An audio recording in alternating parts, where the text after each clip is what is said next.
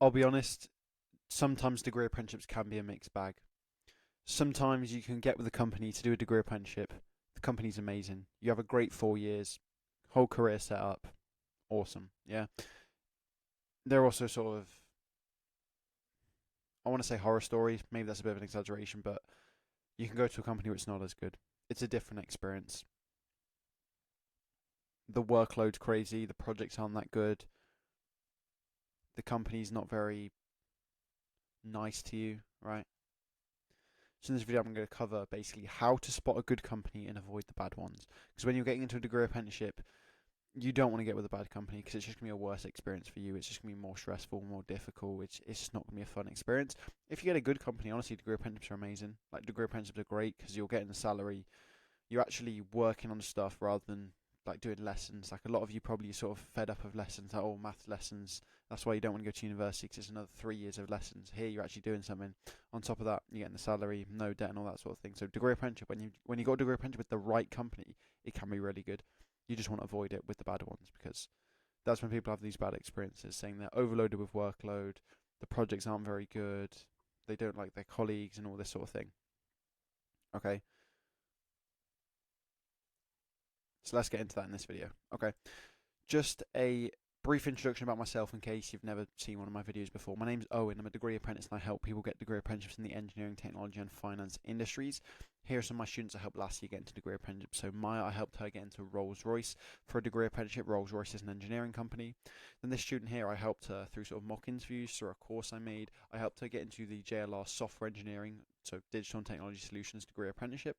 And then Olamide here, I helped him get into a banking degree apprenticeship with HSBC. He got an offer from them. So I've helped people basically ascend across those three different sectors there: engineering, technology, and finance. If you are interested in sort of the coaching program, which I actually have running right now, so these were students I helped last year, and I now have a coaching program running for this year. So far, it's really helped my students. I'm doing things like mock interviews, weekly group calls. You get to message me, ask me any questions, get any CV reviews, that sort of thing. Two of my students here, we did a mock interview for JP Morgan, and they said that it was really useful and really helped them. And they've actually both been invited to the JP Morgan Assessment Centre now, so they've already found it really useful. Okay, so if you're interested in that, you can go click the link in the description for that one. But without further ado, let's get into the video then. So the first thing I'd say in terms of spotting a good company, the first thing I think is size. Okay, because there are a lot of different types of companies that do degree apprenticeships. There's the big companies, okay, first of all, like Amazon, JLR, KPMG, HSBC, so all of these household names, household brands, Rolls Royce, right? BT, okay? And then you also have sort of random companies, like maybe some local engineering company, some like sort of small engineering company, like a small tech company, like this random sort of finance consultancy thing. Okay, this random like tiny sort of thing here. So which is better? Is it, do you go for a big company or do you go for a small company? In my opinion, I think a bigger company is better. Now, there's a couple of reasons for this. The first one is when you go to a bigger company, you're going to be in a cohort. Okay, so when it's a big company like Amazon or JLR, they're taking on a whole cohort of degree apprentices, which means there's going to be like a bunch of you essentially in the same offices or doing the same course or whatever it is. There's going to be a bunch of people sort of the same age. Okay, so you're going to be able to be friends with them and all that sort of thing. So that's sort of good. I think a lot of people are interested in that. If you go to like a small company where they're literally hiring one degree apprentice, then it's like you're sort of going to be on your own, and then everyone else you're around is like a 55-year-old engineer, or like you're around like 40-year-old like investment banks or like middle management and all this sort of thing, right? It's like if you go to a small company, you might be the only degree apprentice there, for example. So that's why personally I would say a bigger company is better because you got the cohort.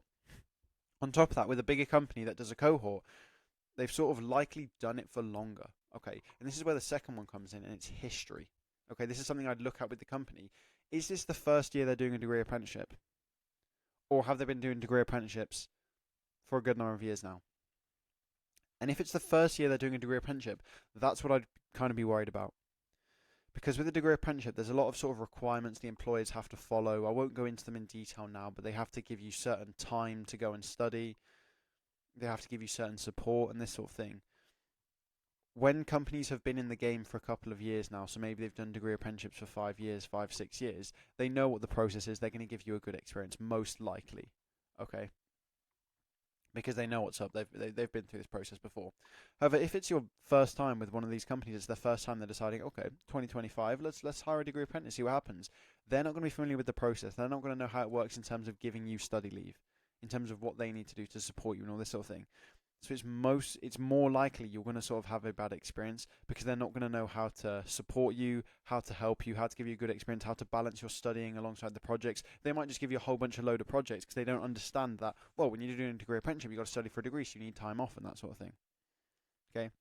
And by the way, these factors here, it's not like a definite, but these are sort of general sort of rules I would apply. And I'll also say something at the end about like which one should you apply to then. But essentially it's like overall I'd say I prefer bigger companies, and this is just me personally, maybe you'll disagree. I prefer bigger companies that have been doing degree apprenticeships, like they have a history of doing degree apprenticeships, they've done it over a good couple of years. Okay. This size one, you'll be able to just know that. Like, are you applying for a big company like HSBC, KPMG, Deloitte, or are you just applying to some random local company in your area? Okay. The history one, maybe if you go to a big company, likely they're going to have a page talking about their previous degree apprentices. They might say, oh, we've got 400 degree apprentices across our offices in the UK. They might have like some sort of social media where they feature some of their apprentices. You're able to have a look and see if they have any apprentices. Chances are, if you look at a company on their website, on their social medias, and they don't say anything about a previous cohort of apprentices, maybe they haven't done one before. Maybe this is their first time. And this is definitely a question you can go and ask them in the interview. But we'll get to that all a bit later, okay? So the third one is study days. So essentially with a degree apprenticeship, you are... Let me zoom in as well, just so you can see this a bit better. With a degree apprenticeship, you are doing a job, and you're also studying for a degree, okay? This degree, the university side of things, at times there can be a decent amount of workload because you're going to have exams to sort of study for and revise for. You're going to have assignments and coursework and essays and that sort of stuff which you need to go and submit. So it can be a lot of work alongside your normal project day-to-day work at the company.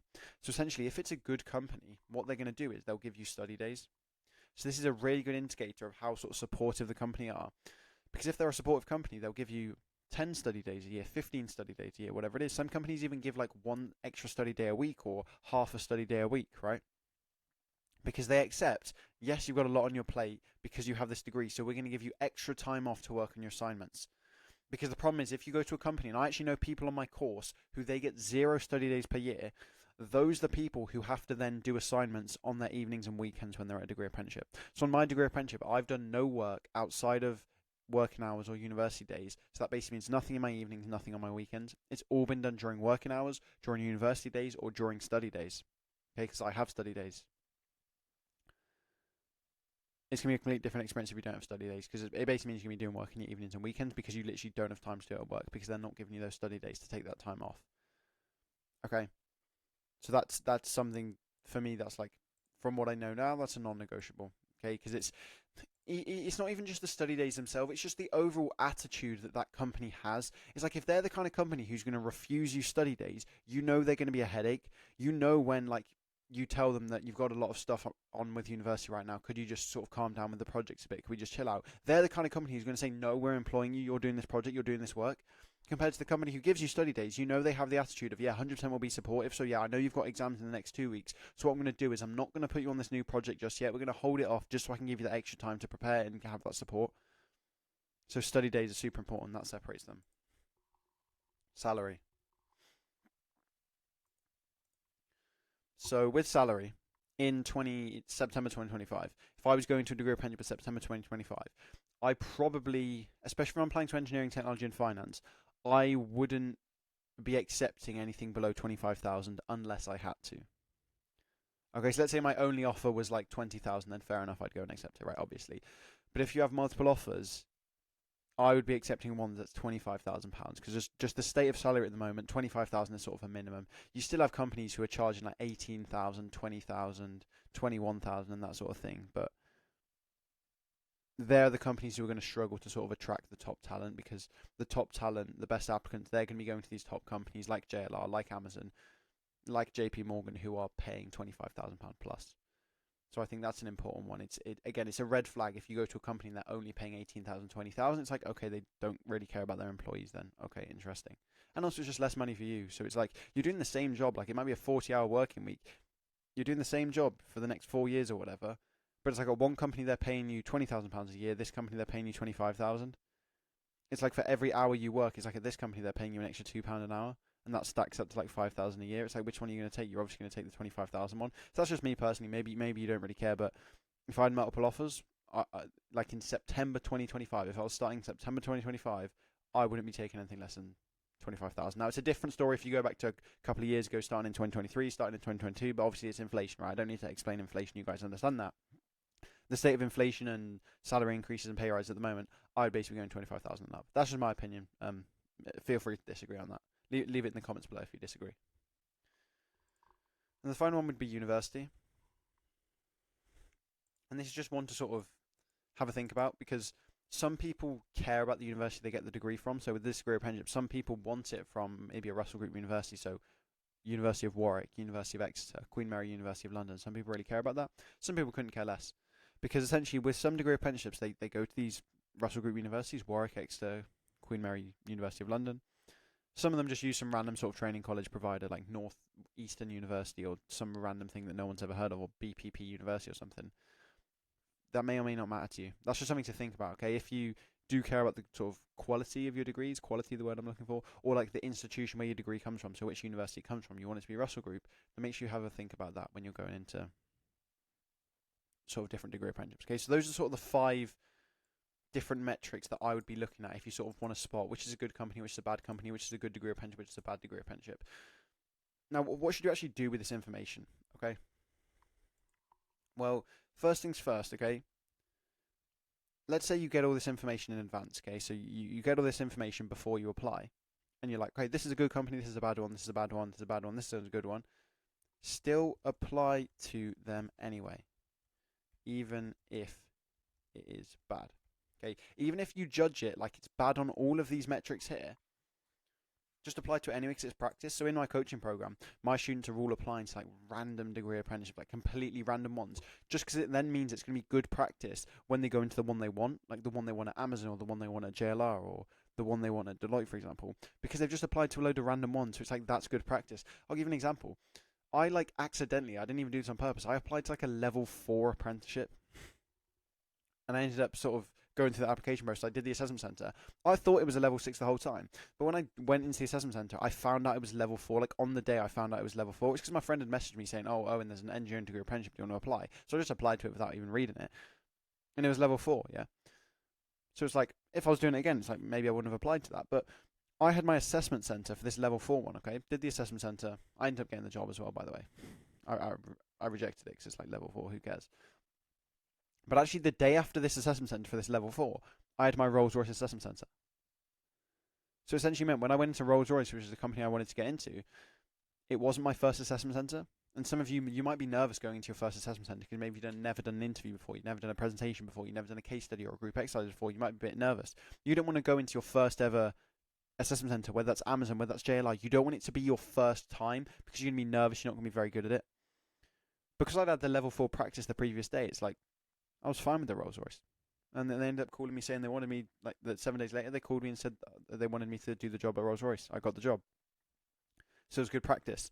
So even if, for example, you find out a company and it's like bad on all these metrics, like it's a small company, this is their first time doing a degree apprenticeship, they offer no study days, the salary's like below minimum wage, and they're at university with a sort of random university, you don't care, you'd rather go to a better one.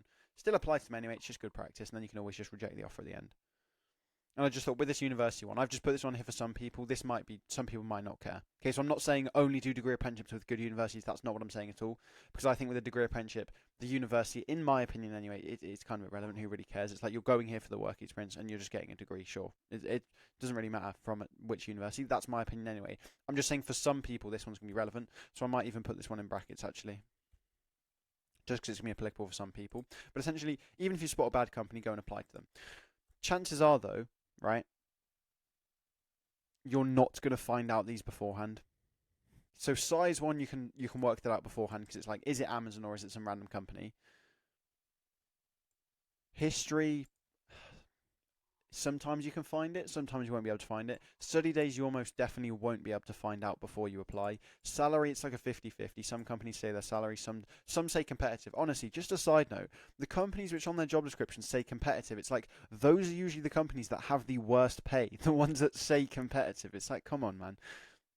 But yeah, salary, you sometimes don't know that 50-50. Again, with the university, that's 50-50. Sometimes you don't know. So a lot of these you're not even going to know beforehand, which is why it comes back to this. Just apply anyway. And then what you can do is ask these questions in the interview or once you have the offer. Okay? So I had a student who was asking me, Owen, do you know how much like Goldman Sachs pays? I think it was Goldman Sachs. Yeah, it must have been. And I was like, no idea. Just go and get the offer, and then you'll find out. Because essentially, he was trying to like work out, is it worth applying to it? Because if it's like a really bad pay, then I don't want to work there. If it's a good pay, I want to work there. I was essentially like, no idea. They haven't said it. Just go and apply. Go get the job, and then once you've got the job and they tell you how much you pay, then make the decision. So I got 8 degree apprenticeship offers. I signed like 6 contracts. And I basically got all the information afterwards. So I got the information about study days, university, salary. So I had all that information because I had all the offers, and then I made the decision. So essentially, make these decisions on the back end. So it's good. Like I'm filming this video so you guys can spot a good company and spot a bad company. But it's like make that final decision on the back end once you have those offers. You don't want to make it on the front end beforehand because A, you're going to miss out on practice, which you could have been getting anyway, and B, you're not going to have enough information to know it in the front end anyway.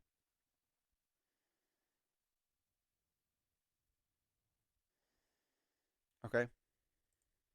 And then just once you have those sort of you have multiple offers, and then you now have the information because essentially ask them in the interview, or once you have the offer, you can like email their team and say, oh, what's this, and that they'll reply to you because now they think you're going to be starting that company. Just think about your non-negotiables. Non-negotiables. Like what's important to you. Maybe you couldn't care less about salary. Maybe you couldn't care less about university. Absolutely fine. Like it's down to you, right? For example, my non-negotiables now, if I was starting a degree apprenticeship, for me it would be study days. They have to have study days, and salary. It would have to be over like 25k. Otherwise, it's like I'm just going to go to a different company. University one I don't think is as important for me, but I'd say those are my non-negotiables there. So just have a think about that. Once you have the offers, this is all about my strategy here. I teach getting multiple offers. That's my strategy. Okay, people can say, oh no, I think the best strategy is going and apply to one company and getting one offer. Fair enough, that's your opinion, right? No worries, man. But my sort of strategy that I teach my students is let's just go and get like 5, 6, 7 offers, something like that. And then once we've got 5 offers, then we'll work out which company we want to go to. That's just the way I see it. I think it's the most effective. Okay? So that's sort of what you can do there to spot a good company and avoid the bad ones there, just so you can have the best degree apprenticeship experience possible. Hope this video has helped. And just a final plug, if you do want to join my coaching program, get sort of mock interviews with me, you can ask me questions, get my support essentially with your application process, you can go click the link in the description. Just go and have a click on it, have a read of some of my students last year and see how it helped them. And if you would be interested, you can sign up to a call with me. We'll sort of do a free consultation call, see if you're a good fit. And if you're a good fit, boom, we'll go and get you in and let's get you started. So hope you found this video valuable. I'll see you in the next one. Take care of yourself. Bye bye bye bye.